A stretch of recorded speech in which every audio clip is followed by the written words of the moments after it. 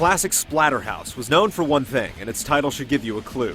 Borrowing blood-soaked, gross-out imagery from a particularly juicy subgenre of horror movies, the game focused foremost on delivering gore, with gameplay a distant second, securing itself a place in history largely based on shock value. Does the 2010 remake follow in its bloody footsteps? And if so, is it a bad thing? You. Is it possible?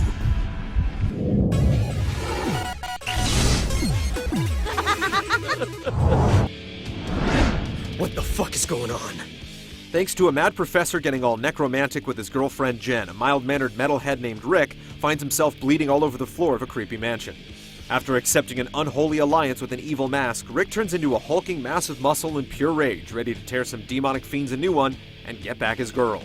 All that matters is the work, and the advancement of my knowledge of the frailties of human flesh. Journals and audio recordings offer unneeded insight into a shallow story, but the idea of trading your humanity for power still comes across as creepy and thrilling on a basic level. The ancient mask, constantly mocking Rick in his plight and continually calling for more blood, delivers a sensible message to the player. Stop worrying about the plot and get on with the slaughter. Never met a clown I didn't want to beat the living fuck out of.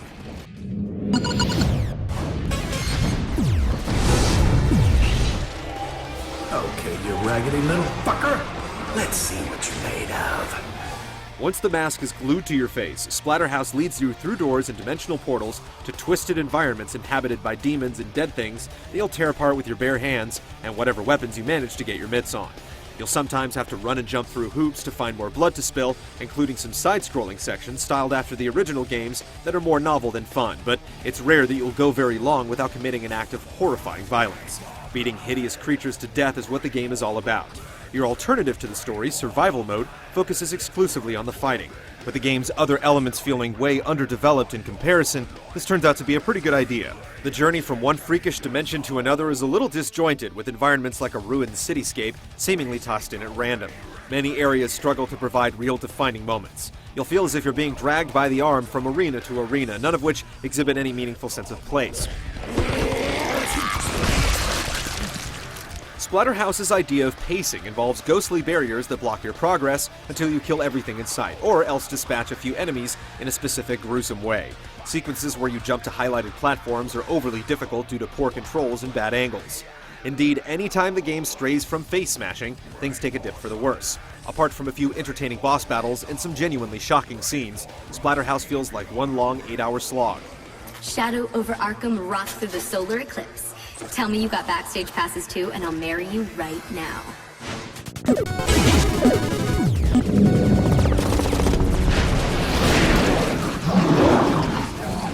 Being a brutal freak show in shredded jeans can be surprisingly enjoyable thanks to a substantial combat system. Right off the bat, you have the ability to hold down a button and charge your attacks. New moves are paid for with the blood of your defeated enemies, and you're soon able to delay a devastating uppercut, unleash what feels like a spring-loaded shoulder charge, or line up a home run swing with the 2x4. You'll feel like you're really doing damage when you land these power hits, and you'll end up with quite a wide repertoire of violence as you upgrade. Ripping off the arm of some unspeakable horror to club another to death, or singling one out for a savage ground and pound, makes you feel like a brutal Hulk of cruelty and rage. Satisfying finishers have you literally crushing heads and ripping monsters in half. It's too bad the game doesn't provide more interesting setups to let loose with this huge potential for pain. Splatterhouse fails to make one fight feel different from the last. Surprises run dry as you quickly start to face the same handful of enemies repeatedly, and you rarely need to use specific strategies or even bother to defend yourself most of the time. A necro energy meter that builds as you bash lets you bust out powerful attacks that do mega damage to any target, or lash out at enemies to regain most of your health. With enough energy, you can transform into an even more ridiculously buff version of your already muscle-bound persona. In all, Splatterhouse succeeds at making you feel deadly and near invincible. It's just too bad that it doesn't put you in any scenarios that truly take advantage of its sound mechanics. Something slimy this way comes.